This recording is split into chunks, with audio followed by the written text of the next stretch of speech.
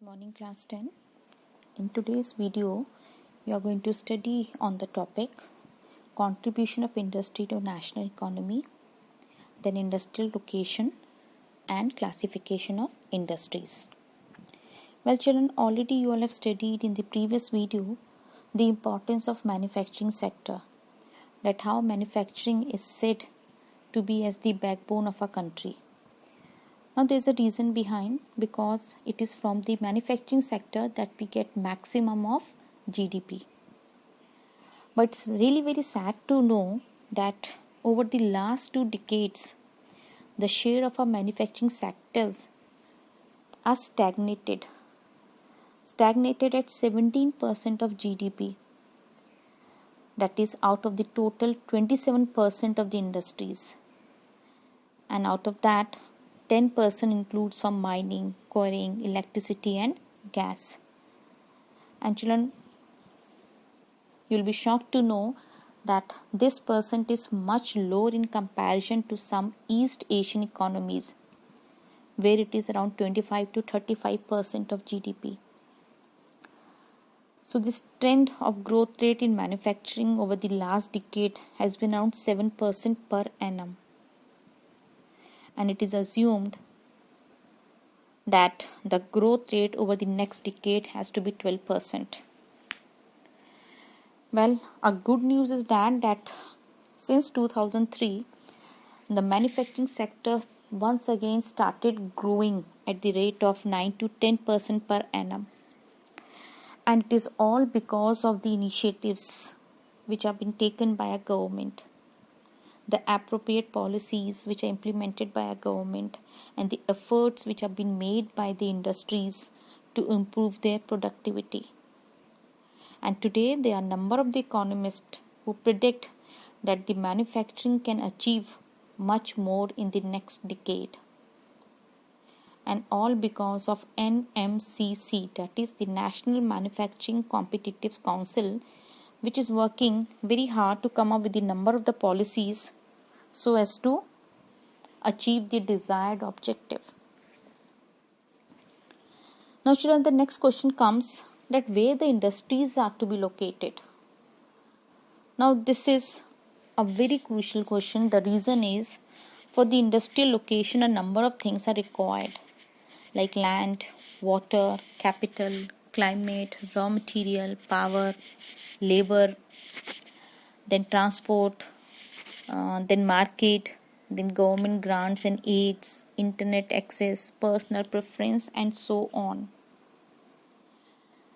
That means that industrial location is a very complex process, because for the location of industries so many things are required at the same place, and the availability of all these things, that is raw material, labor, capital, market, and so on, at one place, children, is very rarely possible.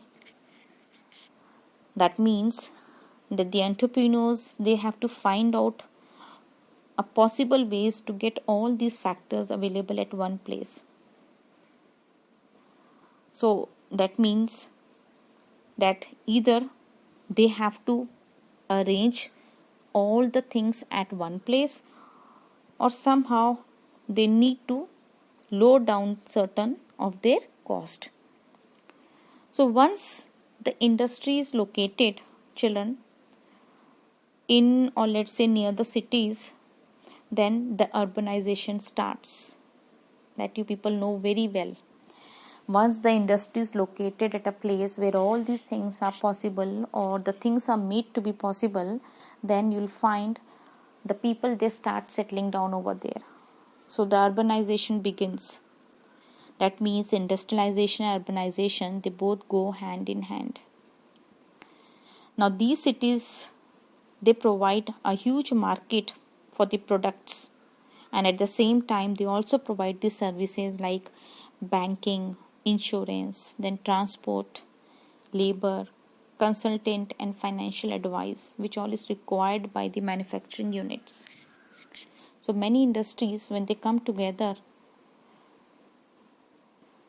so they make use of all the advantages which are offered to them by these centers which are actually known as agglomeration economies. Now children, when we say agglomeration economies, we mean to say when urbanization is done, then all the facilities to these industries get at a very cheap price.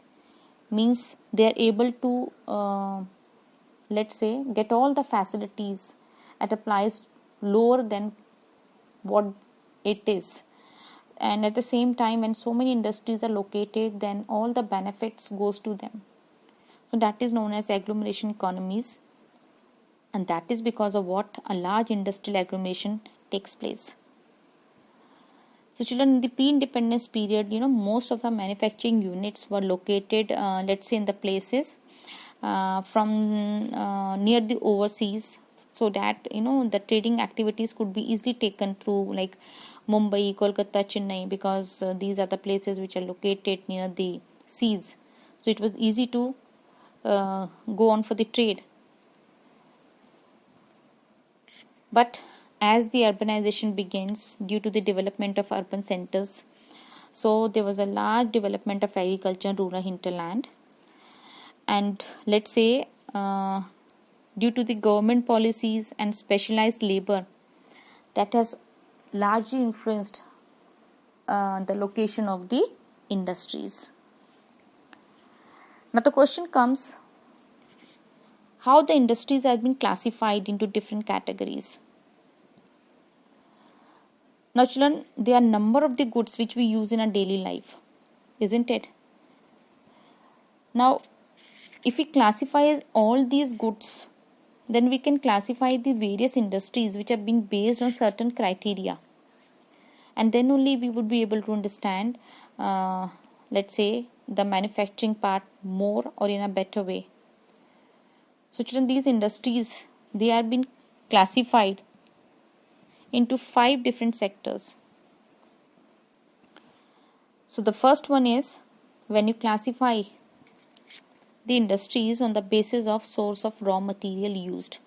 When I'm saying sources of raw material used, then under here we classify the industries into 2 categories. One is agro-based industry, another one is a mineral-based industry. Agro-based means the industry which has been related with the agriculture, like cotton industry, woolen, jute, silk, textile, rubber, sugar, tea, coffee, edible oils. All these have a direct relationship with the agriculture because they get the raw material from there. And when we talk about the mineral industries, we are talking about the industries which are related with the minerals, like iron, steel, cement, aluminium, all the machines, tools, petrochemicals, all are mineral based industries. Then secondly, we classify the industries on the basis of their main role. When we say main role, then they are further classified to be as a basic or key industries and consumer industries. When I say basic or key, means the industries which actually supply their product or raw material to manufacture the other goods. Like iron and steel is always required for the manufacturing of other goods, right? Then copper smelting, aluminium smelting, all these are the basic or key industries. And when we talk about consumer industries, means the industry which produce the products which are ready to be used by the consumers, like soap industry, sugar industry, toothpaste industry, sewing machine, fans, refrigerator, and so on. Then the next classification is on the basis of capital investment. It means how much investment has been done in a particular industry. So this is further classified, okay, into a small scale industries. Now when we talk about the capital investment, then a small scale industry is defined as an industry which has a maximum investment of rupees 1 crore. If investment is more than 1 crore, then we say, children, it is a large scale industry. Okay. Then comes the classification on the basis of ownership. That has been classified into public sector, private sector, joint sector, cooperative. If we say public sector, means an industry which has been owned by the government, like BHEL, SAL, SAIL, and so on. Private, which has been owned by individual or a group of people. like Tisco, Bajaj Auto, Dabur Industries, Reliance.